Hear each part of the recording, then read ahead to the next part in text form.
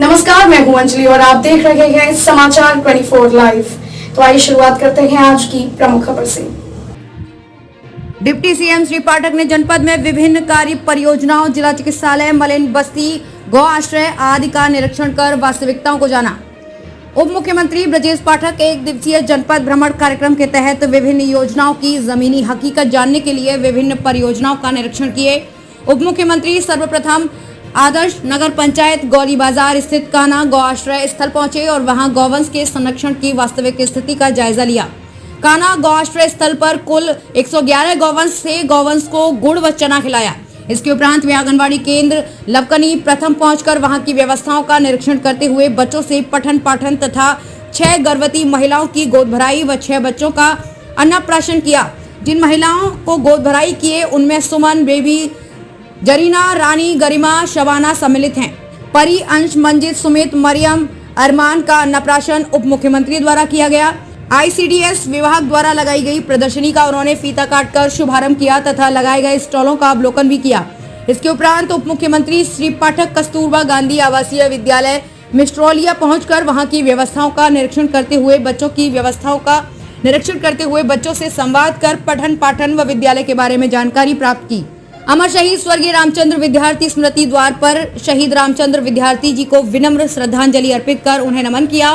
Police line स्थित निर्माणाधीन transit hostel पहुंचकर निर्माण कार्यों की प्रगति का निरीक्षण किया। निर्माण कार्य को समय से गुणवत्ता के साथ पूर्ण करने का निर्देश दिया। मलिन बस्ती भटवलिया पहुंचे, वहां उन्होंने लोगों से संवाद कर विभिन्न योजनाओं के मिल रहे लाभों की हकीकत जानी। साफ सफाई समुचित रूप से रखे जाने का निर्देश दिया। इसके उपरांत महर्षि देवराहा बाबा स्वश्वासी राज्य चिकित्सा महाविद्यालय देवरिया में चिकित्सकों के साथ बैठक कर विभिन्न महत्वपूर्ण विषयों पर व्यापक चर्चा की व आवश्यक दिशा निर्देश दिए। उन्होंने मेडिकल के छात्रों से संवाद कर उनके उज्जवल भविष्य की कामना की। इस दौरान उन्होंने पौधारोपण भी किया। लगातार वो समाज में विद्वेष फैला रहे हैं और समाज में अमन चैन को डिस्टर्ब करने का प्रयास असफल कर रहे हैं। हमारी सरकार ने ऐसे लोगों को बहुत पहले चिन्हित कर लिया था और लगातार धरपकड़ जारी थी। अभी 26 से अधिक स्थानों पर जो परसों एक साथ रेड हुई है तो उसमें बहुत ही आपत्तिजनक कागजात और आपत्तिजनक सामग्री मिली है, जिसके आधार पर केंद्रीय गृह मंत्रालय ने बैन कर दिया है।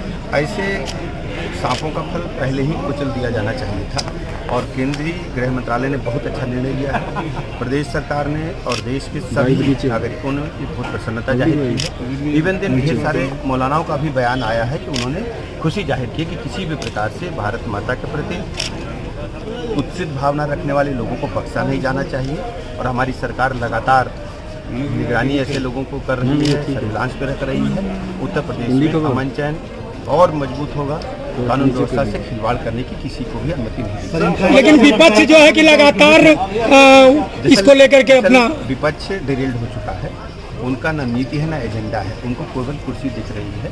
जबकि भारतीय जनता पार्टी और हमारी सरकार उत्तर प्रदेश में और देश में शुचिता के साथ भारत माता के प्रति समर्पित भाव से काम कर रही है। आदरणीय प्रधानमंत्री नरेंद्र मोदी जी की गरीब कल्याण की योजनाएं जन जन तक पहुंची हैं और हमारे आदरणीय मुख्यमंत्री योगी आदित्यनाथ जी का जो कानून का राज है पूरे देश में चर्चा का विषय है। आज उत्तर प्रदेश में बड़ी संख्या में उद्योगपति व्यवसायी इन्वेस्ट करने के लिए आ रहे हैं। हम आर्थिक मोर्चे पर शीघ्र ही देश में नंबर 1 पर होंगे और देवरिया चतुर्मुखी विकास की ओर बहुत तेज़ी के साथ आगे बढ़े। देवरिया हमारे प्रथम एजेंडे में है। देवरिया में हमारा परिवार है, हमारे सब भाई लोग यहाँ हैं। बहुत लंबे अरसे से मैं आता जाता रहा हूँ।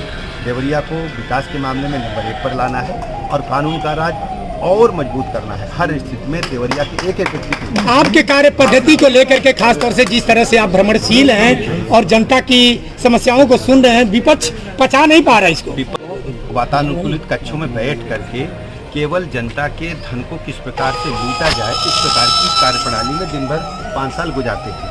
जबकि हमारी सरकार आदरणीय मुख्यमंत्री योगी जी के नेतृत्व में जन जन के बीच में जाकर के उनके दुख सुख में शामिल होती हैं और जो हमारी सरकार की और आदरणीय मोदी जी की जो गरीब कल्याण योजना है वो जन जन तक पहुंच रही है। ये मैं कह सकता हूं कि पंडित दीनदयाल उपाध्याय जी की जो सोच थी अंत्योदय और एकात्म मानववाद, उसको वास्तव में आज़ादी के इतने दशकों के बाद, श्रद्धेय अटल जी के बाद यदि किसी ने उसको मूर्त रूप में उतारा है तो आदरणीय प्रधानमंत्री नरेंद्र मोदी जी ने। सबको पक्का मकान, निःशुल्क पेयजल, शौचालय, ढेर सारी ऐसी योजनाएं हैं, 5 लाख तक का निःशुल्क इलाज, कि आप आम आदमी, गरीब आदमी के जीवन स्तर में बदलाव आया है, उसमें उत्थान आया है और लोग महसूस कर रहे हैं कि हमारी अपनी सरकार। सर ग्रामीण अंचल में जो स्वास्थ्य सेवाएं काफी आप देखते हैं कि हम जिन परिस्थितियों में काम कर रहे हैं, 2017 से पहले हालत क्या थे, चिकित्सक अस्पतालों में नहीं जाते थे। अब हमारी सरकार ने तय किया है कि सभी चिकित्सक अस्पतालों में समय से बैठें और दवाइयाँ जो सरकार द्वारा अनुमन्य है लोगों को मिले और लोगों का व्यवहार बहुत अच्छा है। आपने देखा होगा कि